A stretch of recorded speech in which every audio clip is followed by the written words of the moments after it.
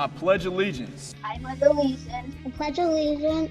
I pledge allegiance to the nation, to close the digital divide, and to the students for which we stand, one nation, undivided, with equity and education for all. Donate.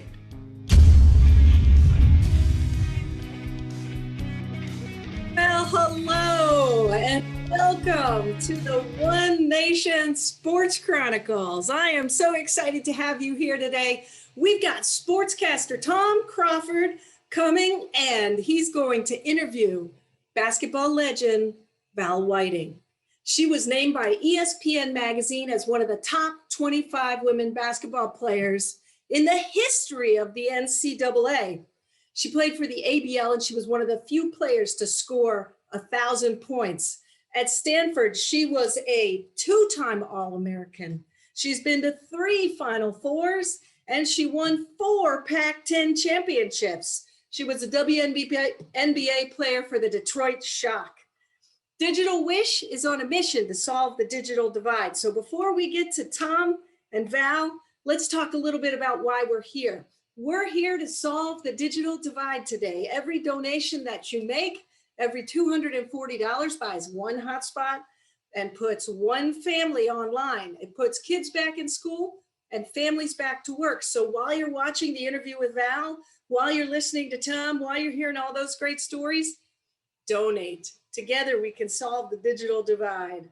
All right, Tom, Val. Well, Heather, it's great to be here with Val Whiting. You know, I mean, we've had some, great interviews over the Digital Wish show since I've been involved, and this one's going to be stellar as well. I mean, Val is just a high achiever, 2-time NCAA champion, Stanford University, the Cardinal, one of the most prestigious academic and athletic schools out there in beautiful Palo Alto, California. I've been in that luscious campus, and Val, we're gonna talk a lot about what you accomplished in your career, what you're doing right now, and as a former WNBA player, a certified life skills instructor, and you lead a nonprofit. But I gotta get your first reaction, and full disclosure to our listeners, we are taping this the day after your alma mater, the Stanford Cardinal, won the 3rd national championship for that school.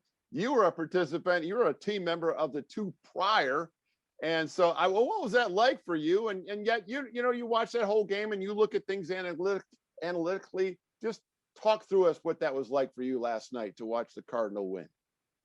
Well, honestly, I was torn because we had Adia Barnes, was a former WNBA player and a woman of color, and I was hoping that she would pull through as well. But also on the other end, I knew what Stanford had gone through during the whole year, was being on the road for 63 days straight and not being able to play in their home gym. And I can just tell the girls really wanted it, and I could see the relief and as it exhaled when the final buzzer went off. So I was happy, but also I was sad for Arizona. I certainly can appreciate that, Val. You've seen it on both sides of it. And when you look at a team that the fickle finger of college basketball, we've seen this on the men's side.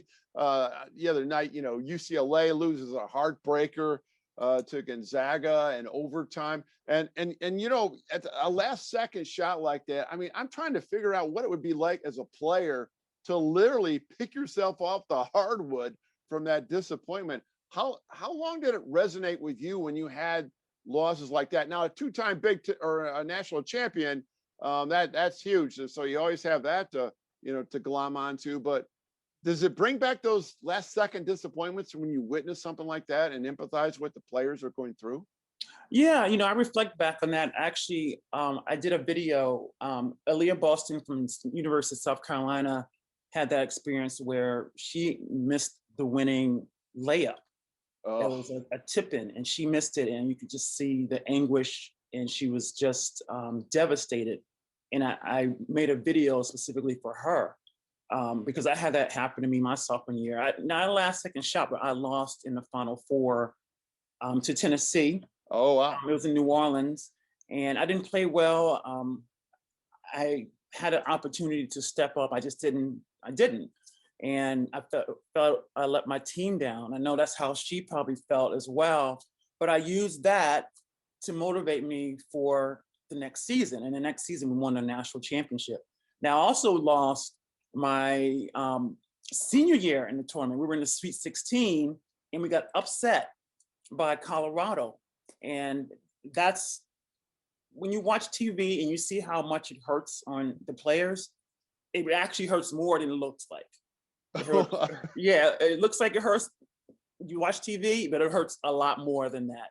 So it's kind of like a pain you can't really put your finger on. You go back and you replay everything you did in your head over and over and over. I mean, I could still see scenes in my head from, 30 years ago or 28 years ago when we lost in the Sweet 16. We were actually favored to win back-to-back that year. We had all our starting five returning back from our championship year the year before. Well, you bring up an interesting point because we fans, okay, so my alma mater, the University of Michigan, lost a heartbreaker to UCLA in the Elite Eight. And, and that sticks in your craw. You can't sleep. You're tossing and turning. That game lasted late in the night, and you're a fan. I mean, we fans have no control over. We're living vicariously through you high-level athletes, okay, playing for our alma maters and just schools that we support. But when you have control over something, I'm sure you're doing a lot of replaying in your mind, woulda, shouldas, I assume, right?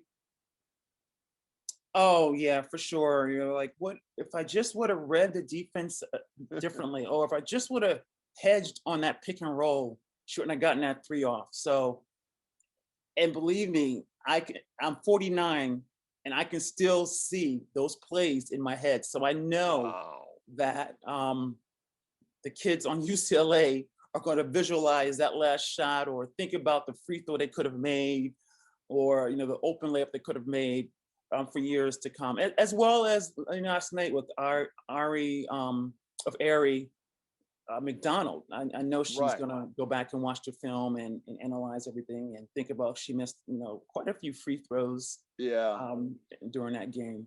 Yeah, they all add up. All those pieces of the puzzle that add up to the final product, the verdict, of the game. So, but this goes back to, it teaches you resiliency, right? I mean, you talk about the ultimate life skill of bouncing back from adversity, coming off those like these girls have to do at Arizona, bounce back, move forward. You did, when you lost, early in your career.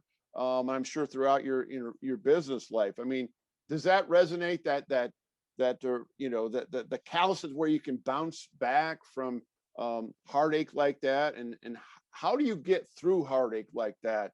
I'm going to be asking, honest with you when I ask this question. I mean, I as a fan and stuff. I mean, I played high school ball, but to play at the highest level that you are, that's probably part of a skill set in itself, working through adversity and get that behind you, is it not?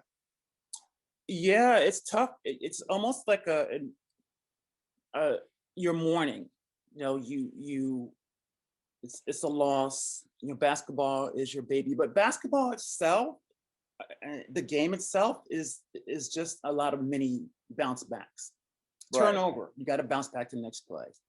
Missed shot, you got to bounce back to the next play so you can take another shot. Yeah. So you kind of learn how to do it within the game itself. But when you have a major heartbreak like that UCLA game, that was crazy. I still can't believe that. I was screaming at the TV when he made that shot.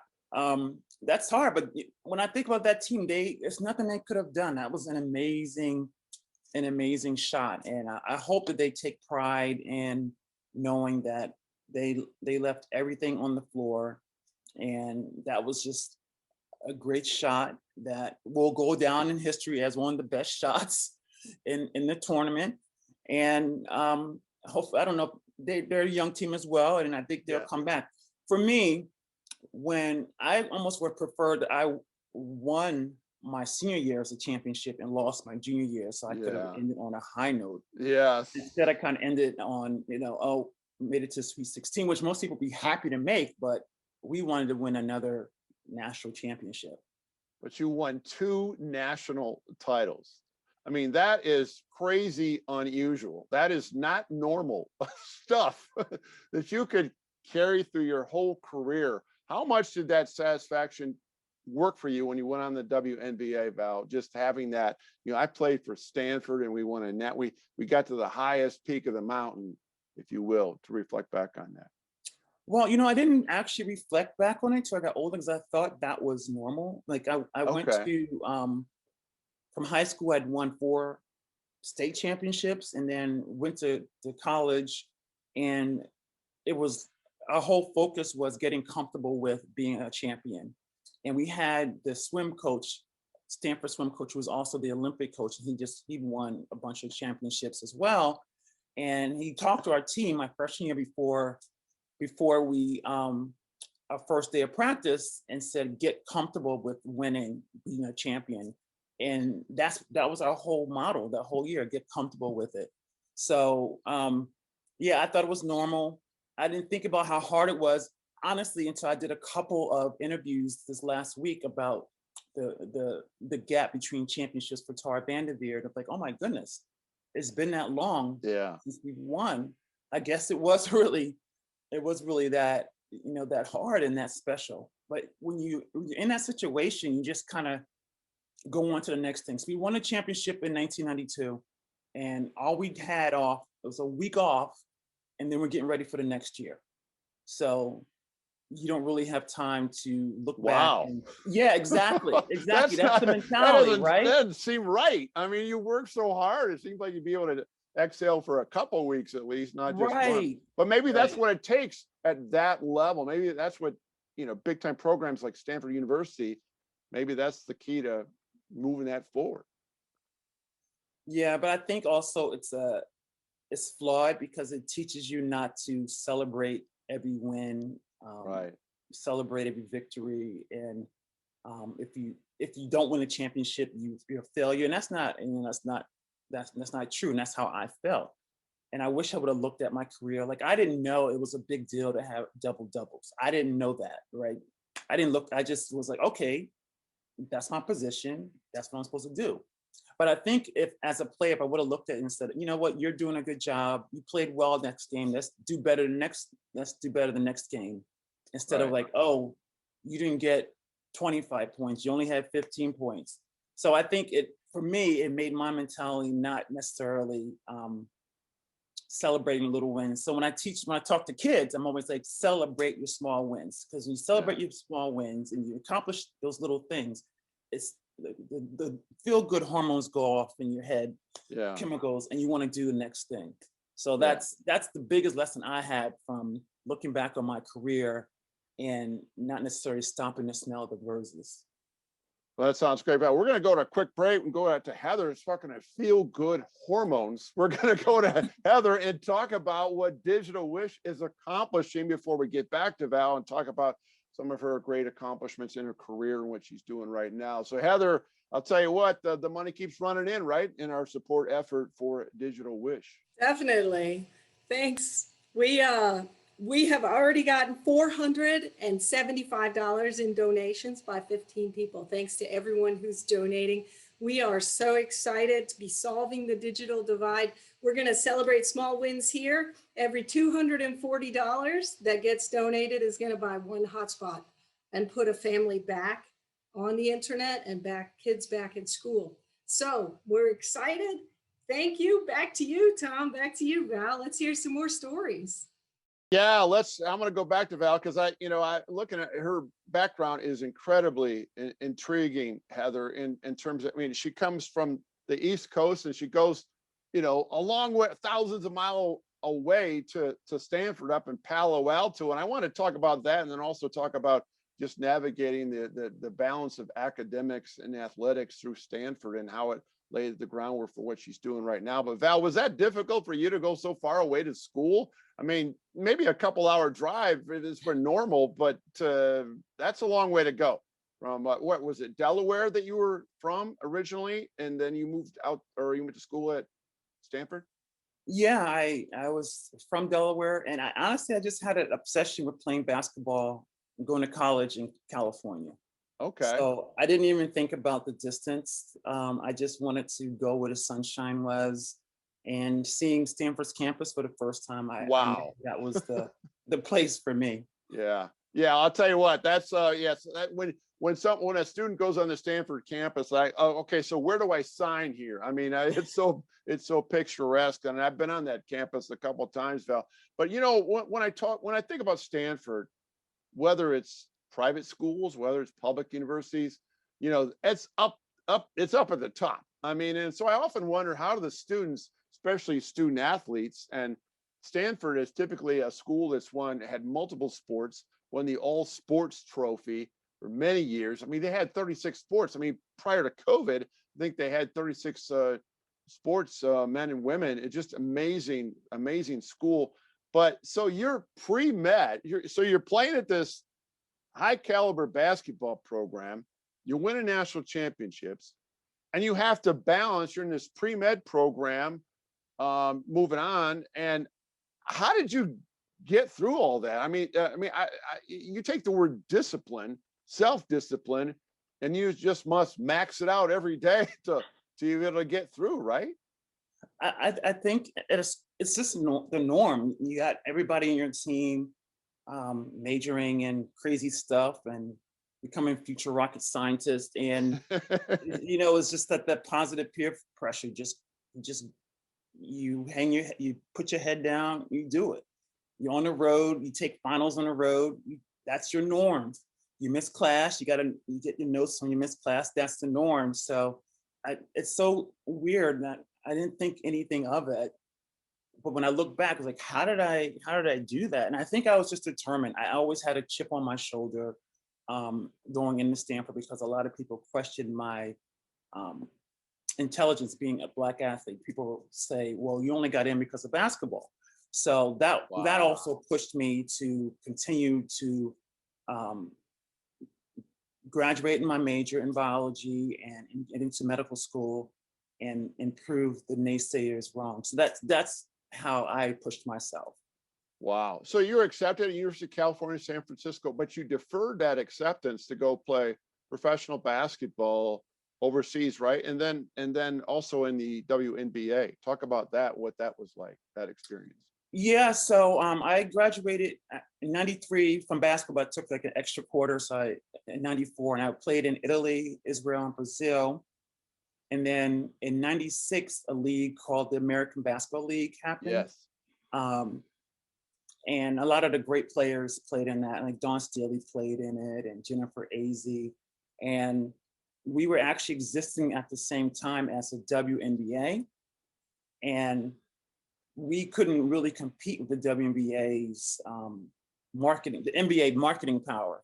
So the ABL lost a major TV contract, and you can't really survive as a professional team without a major TV contract.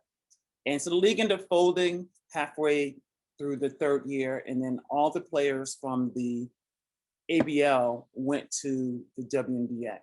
Okay. And that was '99 is when my first year was in the WNBA. But the ABL was a great league. They paid us probably too much, 6 figures.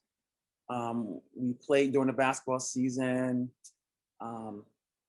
It wasn't like a second fiddle to a men's league, because the ABL was created for women. Right. And some great Hall of Famers played in the ABL. And when we all went to the WNBA, they just lifted the level of play higher in that league.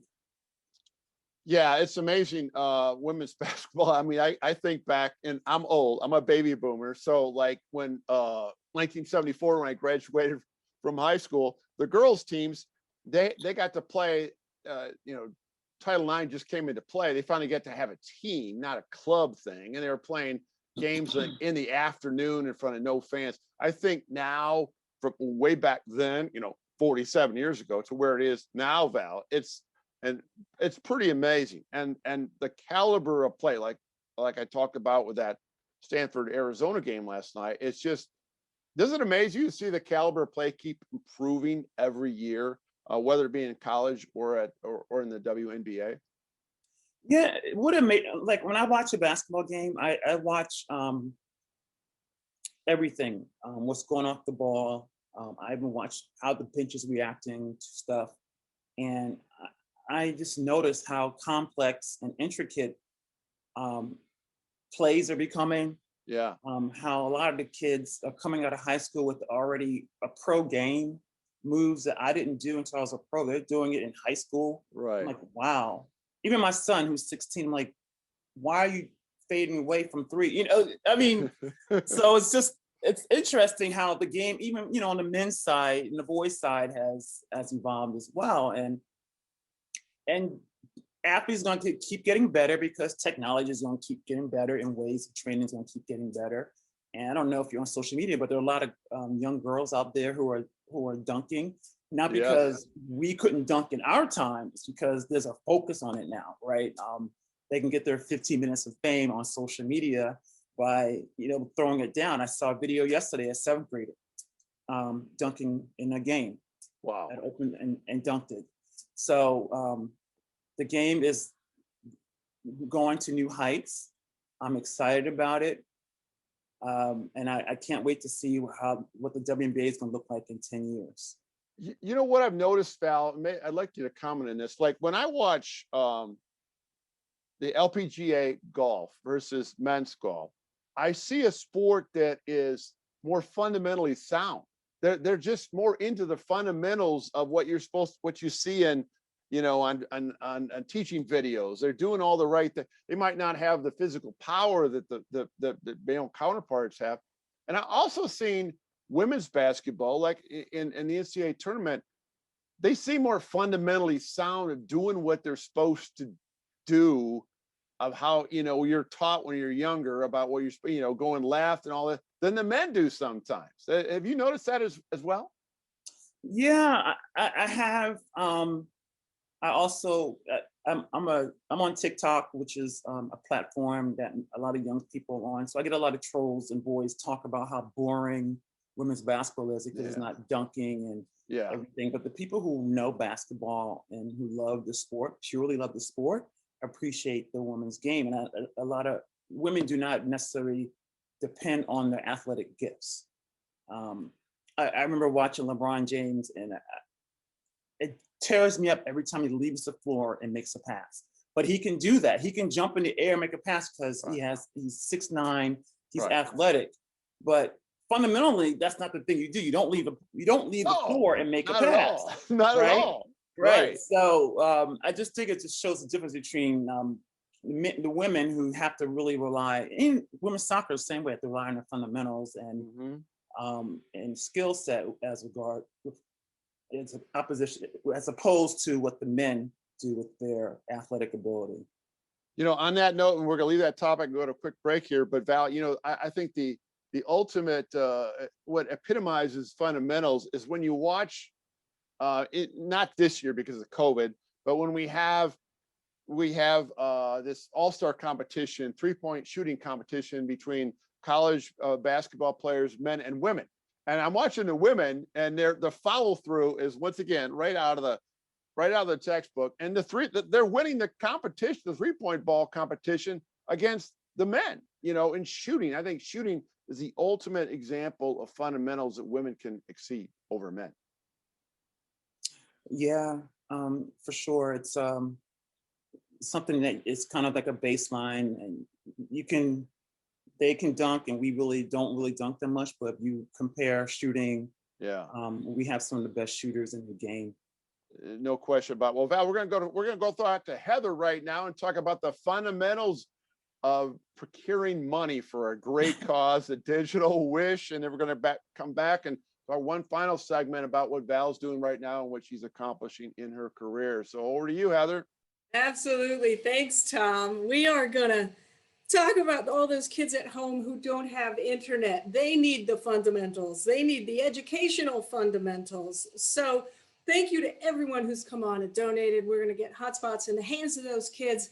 Imagine if you were sitting at home and you didn't have an internet connection. You couldn't be watching this broadcast. You would be twiddling your thumbs, not being able to learn anything and not being able to see a great interview with Val. So if you have it in your heart, if you have it in your wallet, go ahead and donate. You can text the word 707070 to basketball, or right there in the chat, we've put the link to donate. So back to you, Tom, back to you, Val. Let's hear some more about those fundamentals. Well, it's great. This might be my favorite part because I'm always interested to see what people, accomplished athletes do when they get back into, the workplace. And Val's a young person. She's got a big career still ahead of her, and top 35 women in business in her state. She's accomplished that. She's been involved in a non-profit organization I want to ask her about, and also certified life skills instructor. I'd like to start with that. Val, tell us what drew you to having that certification and what satisfaction you get out of that when you're basically teaching young people life skills. I have just always been drawn to using sports as a way to develop youth. Before COVID, I had an after-school program. I used basketball to teach leadership and life skills to young people, because it's in schools, it's an after-school program. So these weren't kids that were going to be the next Sue Bird or LeBron James. These are kids that just wanted to stay active and learn about the sport. And I use that. They don't realize they're learning life skills and leadership. And you don't tell them that because they probably won't show up. Right. But they learned it just from basketball, communicating, how do you respond to mistakes. So that's what I did before COVID, and also was business director for a nonprofit, but all that got shut down. And so I pivoted and went to TikTok, where I do the same thing on TikTok. I have over 100,000 followers. Wow. And it's dedicated to female athletes. And I do funny stuff, but a lot of times I want to motivate, talk about my experience as an athlete, not my successes, but a lot of time I'm talking more about my failures and how to come back from that. And it's inspired a lot of people, because when you look at athletes on TV, or you think of someone who's a professional, you don't think about how they failed. You don't necessarily look at them as human. Mm-hmm. And I want to be transparent and show them that I am human. This is what I struggle with. I talk about my struggles with bipolar when I was a player.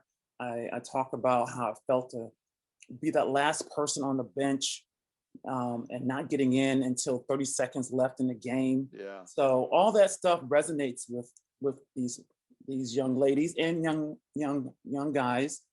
And I started getting more and more into the mindset side of things. And so I became also a certified performance mindset coach, where I teach kids about, I'm not a sports psychologist, but just tools, how to bounce back from mistake. How do you talk to yourself? How do you build your own self-confidence? Right. So, and I created a course called the Fierce Baller Academy for female athletes, female basketball players, where we go through that. Because 90% of this game, or any game, is between your ears. And you got parents spending thousands of dollars on how to shoot and how to dribble or how to make a goal. But you got players that are performing excellently in practice, and they get in the game, freeze up. Right. So that's a mental thing. Yeah. Yeah. Well, self-esteem is huge in this world. That if you can conquer self-esteem, there's so many. We see a lot of competent athletes on television, but that obviously pales to the number of kids who struggle. They can't get to where they want to get. Their goals are not met. Their self-esteem, maybe they're missing a free throw and they never recover. Things of that nature. How do you talk through somebody like that, though, Val? It's great that the message of it is, it have to be such a repetitive thing that you just got to ingrain it between their ears. Yeah, it has to be. It's a skill. It's a skill I struggled with as a player, and that's why I'm so passionate about it. I see myself in all these young people, and then especially with social media. Everyone is so perfect on social media. No one really shows a lot of times their true self. So, it's the big lie. It's the big. Yeah. Everybody's throwing out the big lie to each other. Exactly. You're looking like, oh wow, she's doing that. Oh yeah. What am I doing? I know. I'm nothing, man. I'm nothing. Right. I kid you not. That is right there. You just nailed. In my estimation, the biggest problem we're dealing with that young people are struggling with is social media and getting in this constant compare and contrast. And I'm not as pretty as she is, or I'm not as successful as she. Talking about girls, and the guys the same thing. I'm not a good player. I'm not as tough as that guy. I mean, I think this is only getting worse, in my opinion. Don't you? Oh yeah, it's definitely getting worse. And like I said, I'm on TikTok, and kids go crazy if you just like their comment. And I'm like, dude, I just liked your comments. No big deal, you know? But that's like a big deal. That's just what the mentality is. That's the scoreboard. That's their scoreboard, right? Yeah, likes and follows and views. So it's I think it's only going to get worse. It really is. And this is why I do what is called the Confidence Boot Camp. It's just like a quick 1 hour workshop that I did for girls, and it's about 2 tips to increase your confidence, build your confidence. And one of them is writing down a confidence resume. I didn't make that up. That's from Dr. Patrick Cohn. He's a world-renowned sports psychologist. But you're writing down everything that you've accomplished, no matter how small it is, and that's your resume. And when you're not feeling great, you refer back to that. And that works for adults too. I did a corporate training for adults, and they were like, "Wow, thank you for this." You know, I made 5 free throws in a row, or I scored well on my test, or I was a good teammate today.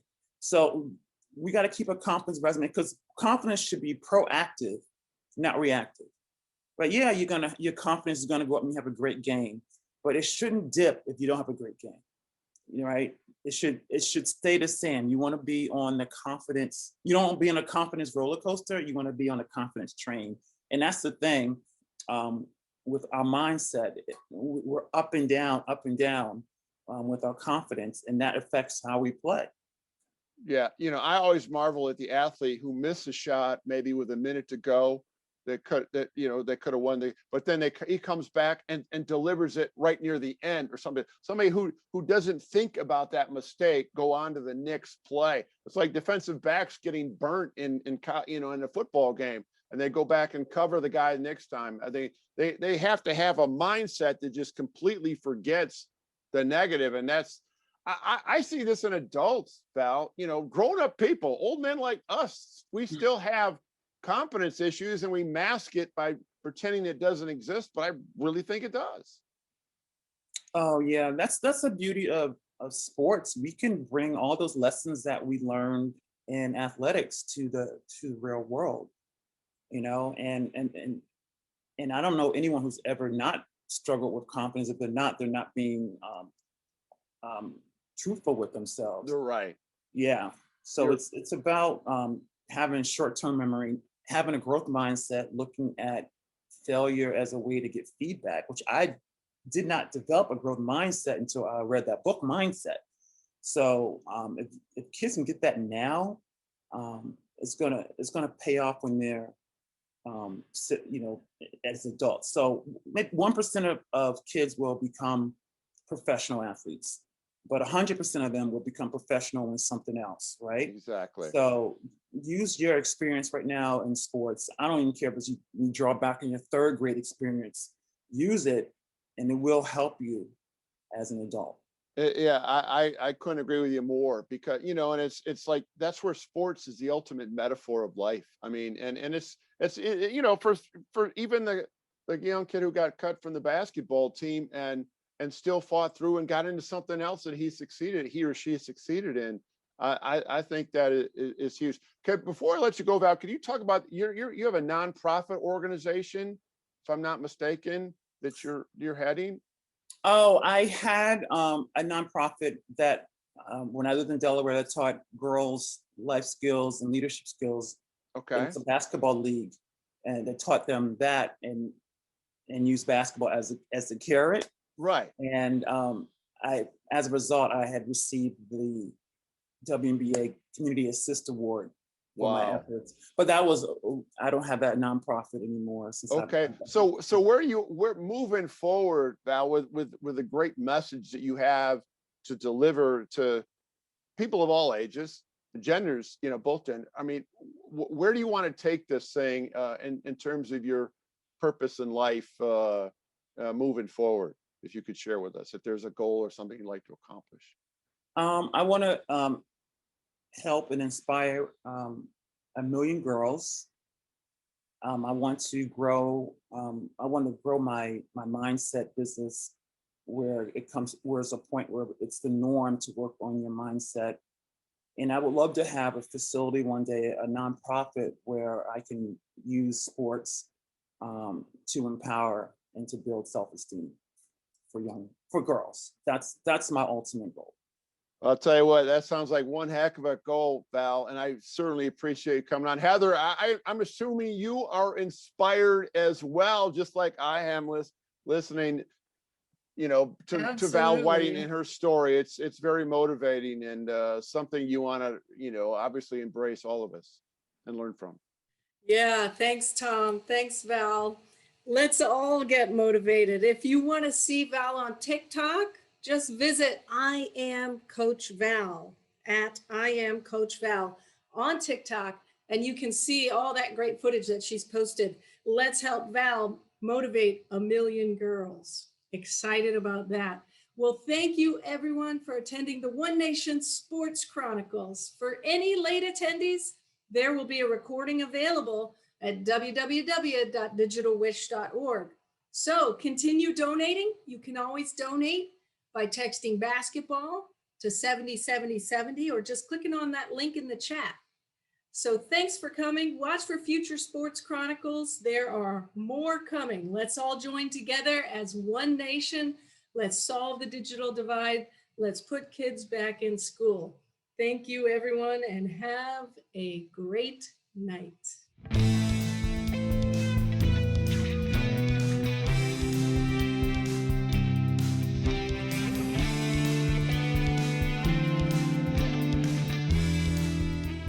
No money for hotspots?